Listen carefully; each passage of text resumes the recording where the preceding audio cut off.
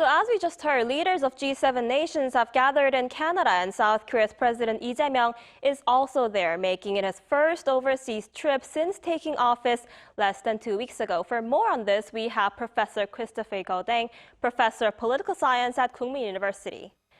Thanks for joining us this morning. Thanks for having me. So at the G7 summit, U.S. President Donald Trump said Russia should be readmitted to the group and that the war in Ukraine would not have happened if Moscow had been kept in the club. What's your take on this? Well, President Trump also said he would end this war in 24 hours. So I don't think these comments are of much significance. Mostly this has to do with U.S. politics. It is a way for President Trump to put the blame on President Obama for having disinvited Russia in the first place, as we saw in your previous report. In reality, what all of this shows is that Trump has been boasting a lot during his campaign, and very few of his pledges have come to any fruition. Right, and the U.S. and the U.K. also signed a trade deal during the summit as the Trump administration continues to sign deals with key trading partners, including the recent framework with China. Do you think South Korea could move closer to reaching a trade agreement as well? I think it is very likely because for the moment, what we see is that the U.S. is pushing for one-to-one trade agreements with the UK, as you mentioned, with China anytime soon. And in the case of South Korea, the South Korean economy produces a lot of electronic equipment, in particular semiconductors, that the US economy desperately needs. So I think that time has come to move on. And after all this tariff turmoil is coming to an end, I think that dust is about to settle. And yes, the US needs Korean components. And so therefore, eventually, they will need to come to a deal. The question, of course, is what deal? All right, and it appears that President Jae-myung will not be able to hold a meeting with Trump, with the U.S. leader leaving the G7 early because of the conflict between Israel and Iran. How do you think the situation in the Middle East will unfold, and how do you think this could affect South Korea? Oh, that's a big question. But when it comes to the situation in the Middle East, what we can say is that for the moment, two things. Iran has very few allies. Nobody, even in the Muslim world, has stood up for Iran. And second, from a military point of view, Israel is obviously taking the lead here. So now, coming to the consequences regarding South Korea.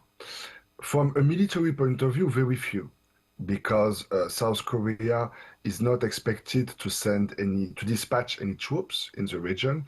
No, the questions, I think, is about economic consequences, because if the Iranian regime collapses, they will be tempted to retaliate economically, namely by closing the Strait of Hormuz, which is where most oil is being transported from oil monarchies to the rest of the world. So if the Iran regime collapses, the consequence will be very direct on oil prices, that is energy prices, and economically it will be very bad for everybody in the world, including South Korea.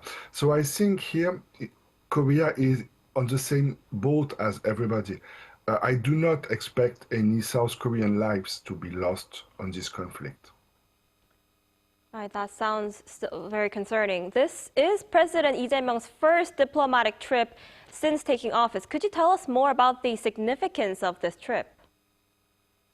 Well, something interesting about President Lee's campaign is that for the most part, he dodged diplomatic issues.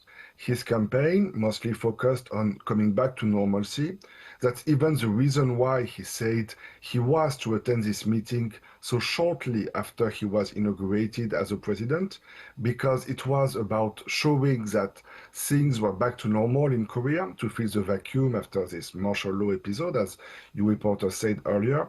So here, President Lee, during his campaign, would not take any specific stance about North Korea, for instance, or about the war in Ukraine. So this summit is very interesting because it is to give us the first clues about what kind of foreign policy President Lee is planning to conduct. And what we can see for the moment is that he's mostly focused on economic and energy issues. Precisely his point is to support the South Korean economy. That's why all of his meetings with, for instance, South Korean or Australian leaders, for the moment, they have been solely devoted to overcoming this economic crisis that is looming. President Lee, and I think quite wisely, has refrained from making any comments about the situation in Palestine, in Iran, or in Ukraine, for the time being at least. Right, and the EU administration is also considering whether the president should attend the NATO summit in the Netherlands. How do you think he should approach relations with European countries? First, it is probably a very wise move. Why is it so? Because the Trump administration is quite unpredictable.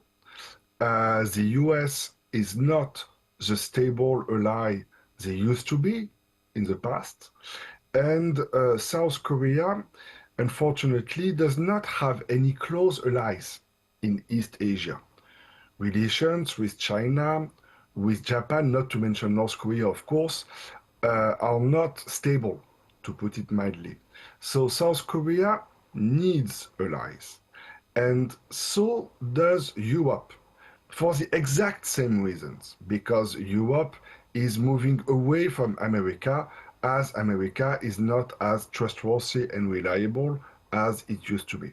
So here, what we are saying is that European democracies and East Asian democracies, which include South Korea but also Taiwan, are trying to move closer in order to stick together. I think it is a wise move. And this is why European leaders have invited President Lee to join. Then, of course, what sort of alliance, economic, military, cultural, this is left to be discussed. But overall, it is good news. It means stability for democracies in an unstable world. So it's good news. It's a wise move. All right, I guess we'll have to see how it goes. I'm afraid that's all the time we have for today. Thank you so much for your insight. We appreciate it. Thanks for having me.